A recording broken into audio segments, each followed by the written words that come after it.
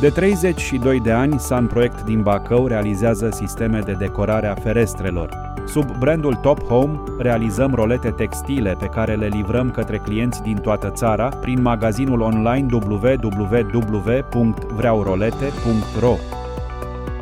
În tot acest timp, am realizat peste 500.000 de rolete și peste 100.000 de jaluzele, iar produsele noastre au ajuns în casele a peste 100.000 de clienți. Aceste cifre reflectă experiența acumulată de-a lungul anilor și încrederea pe care clienții noștri ne-au oferit-o. Experiența acumulată în peste 3 decenii se regăsește în fiecare produs pe care îl realizăm. La Sun Project, producția este susținută de personal cu experiență, utilaje profesionale și un stoc bine asigurat de materiale și componente datorită parteneriatelor de peste 25 de ani cu producători europeni.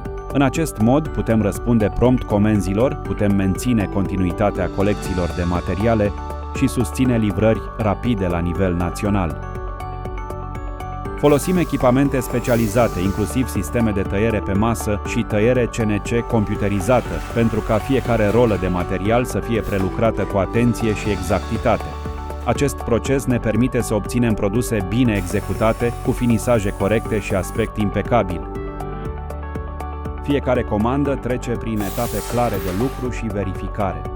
De la prelucrarea materialelor și asamblare până la controlul final, ne asigurăm că fiecare produs respectă cerințele de calitate cu care ne-am construit reputația. La final, fiecare comandă este ambalată cu grijă pentru ca produsele să ajungă la destinație în stare impecabilă oriunde în țară. Acordăm o atenție deosebită pregătirii pentru expediere și realizăm o ambalare corectă și rezistentă pentru a proteja integritatea produselor pe durata transportului.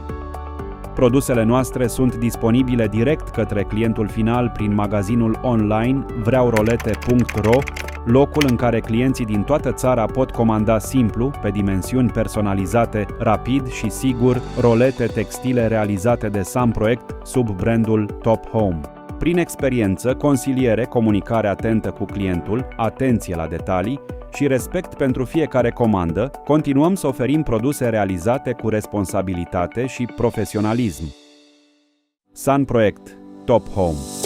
Calitate produsă în Bacău, livrată în toată România prin vreaurolete.ro. Vă mulțumim pentru încrederea acordată.